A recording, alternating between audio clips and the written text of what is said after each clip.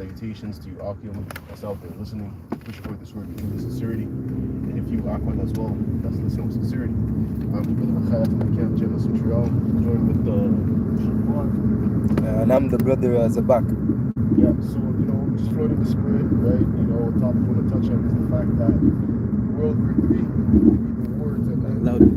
okay, like I said, we're just floating the spirit, and the topic that we're going to touch on today is the fact that World War III will be the war to end all wars, okay, because it is indeed prophesied in the Bible, okay, which even that quote from Albert Einstein said that if there were to be a World War III, the next one would be fought with sticks and stones, which is right, okay? Because we know that once World War III happens and the Lord comes in the midst, and afterward the kingdom of heaven is established, what's going to happen? We're going to take away all the weapons of war and destroy them, okay? Matter of fact, I'm going to get that. I think it's in Isaiah. Hold on, let me see. You have present, no? Okay. Let me see if I have it. Yeah, I got it. Okay. It says here in Isaiah 2, and I'll start at 1. I'll start at 1. The word that Isaiah the son of Amos saw concerning Judah and Jerusalem. And it shall come to pass in the last days that the mountain of the Lord's house shall be established in the top of the mountains. Right, and mountains in that scripture is representing governments, okay? So the Lord's government is going to be on top of all these other governments, all right? Because what it says in the book of Revelation, how that he went forth to conquer, and he went conquering and to conquer, roughly paraphrasing. Furthermore, he said that he had many crowns on his heads. Because what? He's going to take down these heathen rulership, okay, and establish his rulership with the elect as the governing body, okay? Yeah. If I may add, well, it goes to prove also that mountains is talking about governments. When you look up the word summit, right, and then the world has the G7 summit, yeah. G7 summit, where all these countries get together to pretty much have council. But when you look up that word summit, it means mountain. Right. So that proves that. Yeah. And it's the top. The summit is at the top. Yeah, at the top. Yeah. The top of what? The top of these nations. Yeah. Governing class. Yes, sir. The rulers. See. So reading on, it says, and it shall be exalted above the hills, and all nations shall flow unto it. Yeah, they're gonna come to learn of our ways, okay? Because our way is gonna be the main way.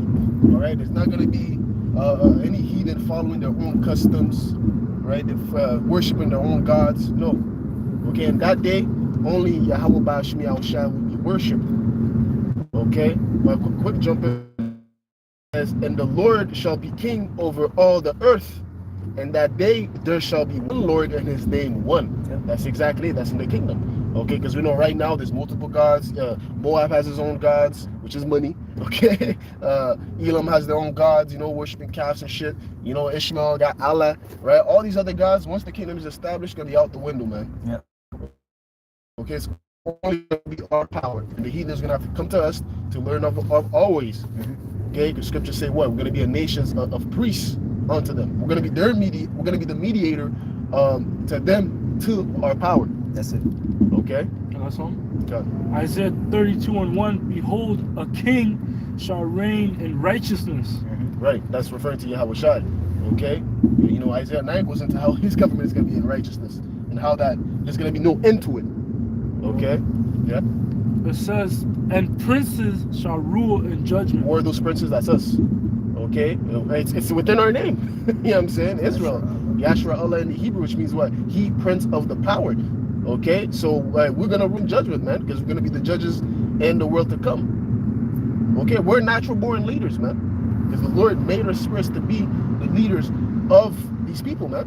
First and foremost, starting with the elect, Yahweh shot the fourfold, then the elect, then trickling down to the rest of our people. They're gonna be above these other nations, man, ruling them, judging.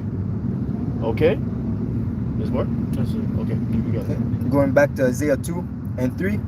And many people shall go and say, come ye, and let us go to the mountain of the Lord, to the house of the power of Jacob, and he will teach us of his ways, and we will walk in his path. For out of Zion shall go forth the law and the word of the Lord from Jerusalem. Exactly. Yeah, man. You know, out of Zion shall go forth the law. We're gonna be basically, because you know, right now, currently, America is what is this? As it said in Jeremiah 51, it's the golden cup in the Lord's hand, which they're not supposed to be the golden cup. They're not supposed to be the standard of beauty. That's us. Yeah, that's the error that preceded. Exactly. You know, Ecclesiastes 10. So in the kingdom, you know, things gonna go right side up, and what the land of Israel and its people, what they're gonna be the standard. People are gonna be wanting to come to us and see our city. You know what I'm saying?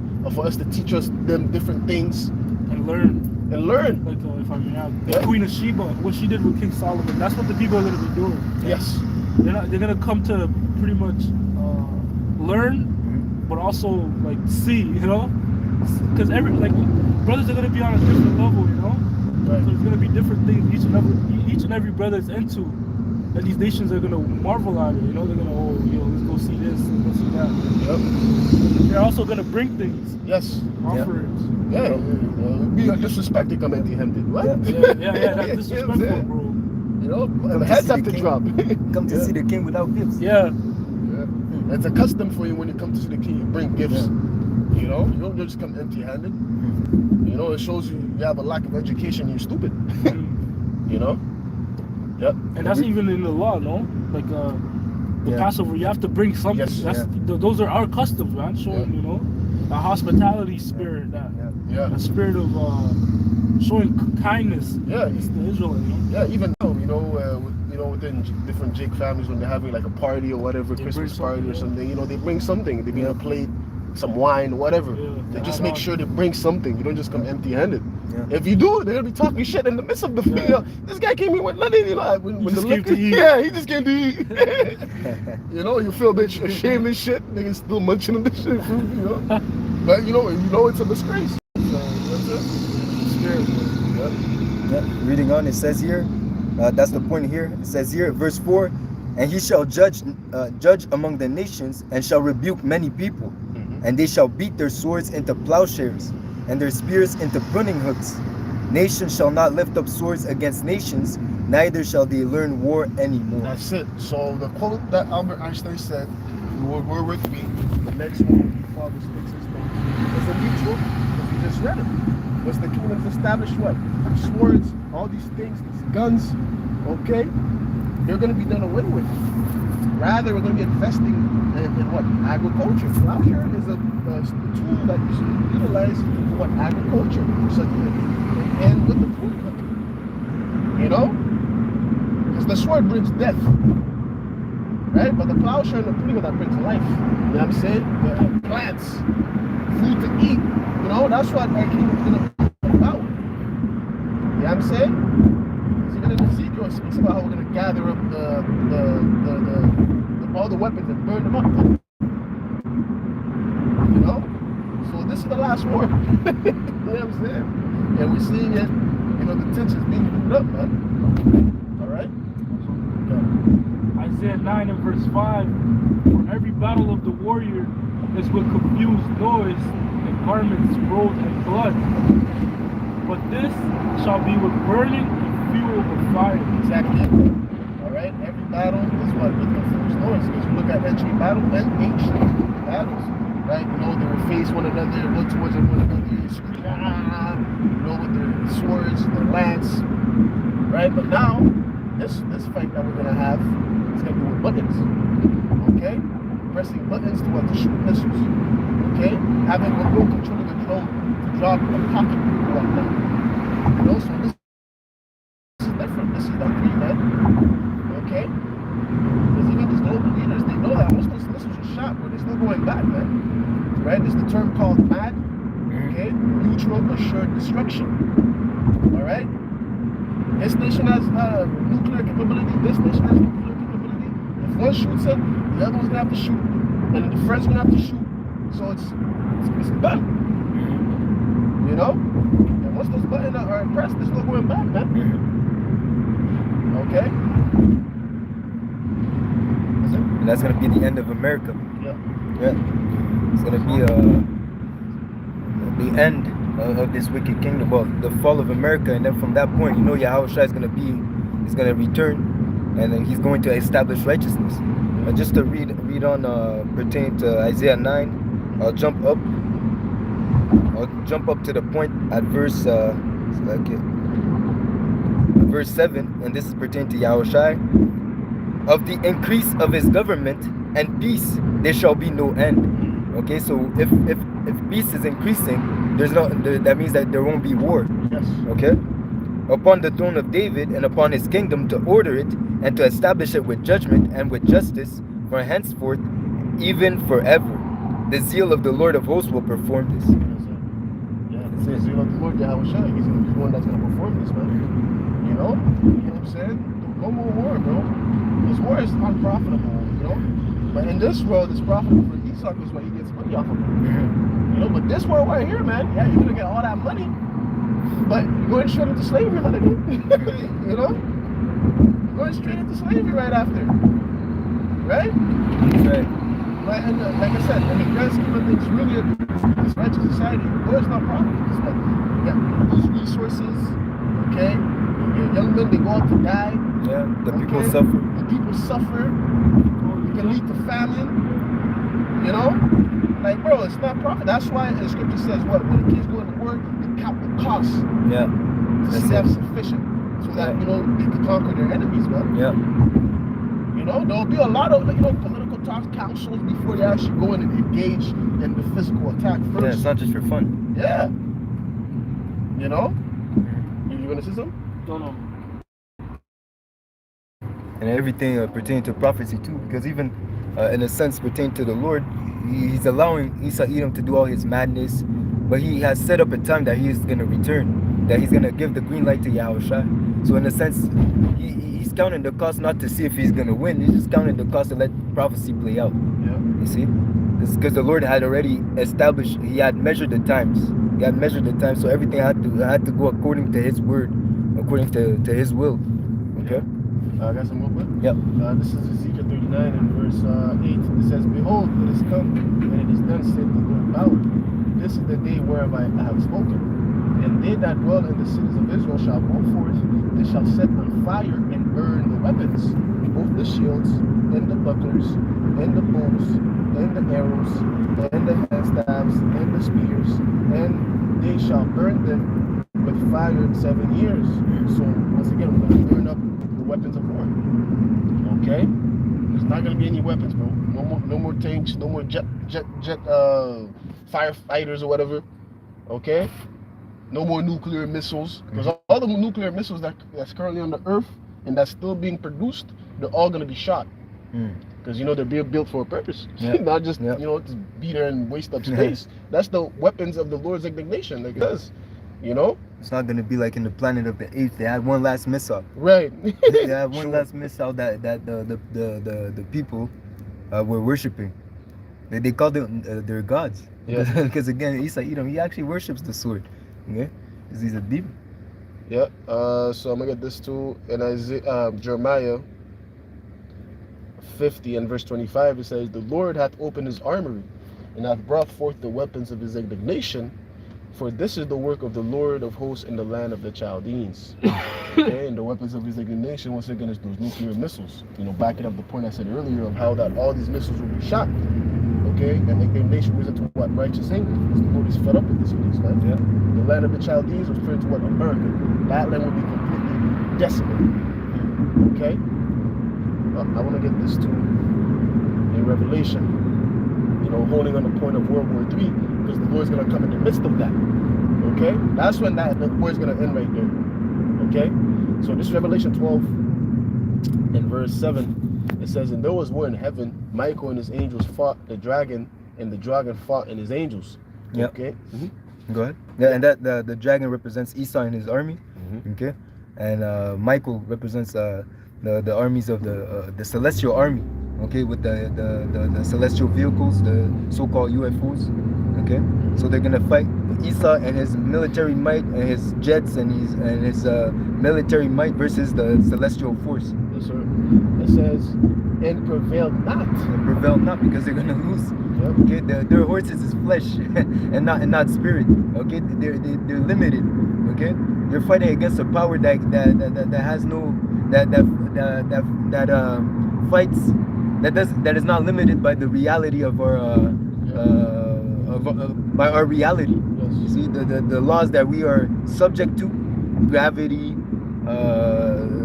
all these laws, the laws of physics, they don't have to. They're not limited by those things, man. Yes, sir. Okay. Yeah, it says, and prevailed not, neither was their place found any more in heaven. Yeah, in heaven, meaning that the rulership, they were destroyed. They were cast down. Yes, I sir. said, come down, sit down in the dust, O virgin daughter of Babylon. Mhm. Okay, there's no more throne for thee, because at that point they're gonna lose they're gonna lose the fight against Yahweh Shai, and they're gonna be thrust down into slavery, man. Yep. Okay, in the state of confusion. That's what it represents, the dust. Okay. Yep. It says, verse 9, and the great dragon was cast out, that old serpent called called the devil, and Satan, which deceived the whole world. He was cast out into the earth, and his angels were cast out with him. Yeah, and that's not the spiritual Satan. That's just the physical counterpart, which is Isa Edom. Okay, he's gonna be cast down, man. Yeah, so all of this is going to happen in World War III. Yeah. Because you know, Ronald Reagan, he said that if there was an outside force that came to basically invade the earth, we would not all come together and fight that, that outside force. Mm-hmm. He's basically saying that they're gonna fight against the Lord, which we just read, and they're gonna lose. Okay. I got some real quick. This is Revelation 11 and verse 14. Mm-hmm. The second war is past, and behold, the third woe cometh quickly. Yeah, and the war goes into war. And it says the second woe is past. World War II came and went, and now the third woe, which is World War III, is coming quickly, man. And we're seeing it. Well, in a sense, we're in the beginning stages. Yes, sir. Okay, the Lord is his intentions, his determinations to gather the nations. Yep. He's stirring up the spirits of these leaders to fight against one another. Okay, to be at odds against one another, so that everything plays out, so that they can all end up in the valley of Jehoshaphat. Okay, Yehoshaphat, man, so that to create that moment where, in the midst of the fight, Yahushai appears in the midst of World War III. Yes, sir. All for prophecy's sake. Yeah, that was it, man. Okay. One more. 2 Ezra 13 and 29. Behold, the days come when the Most High will begin to deliver them that are upon the earth, and he shall come to the astonishment of them that dwell on the earth. Verse 31.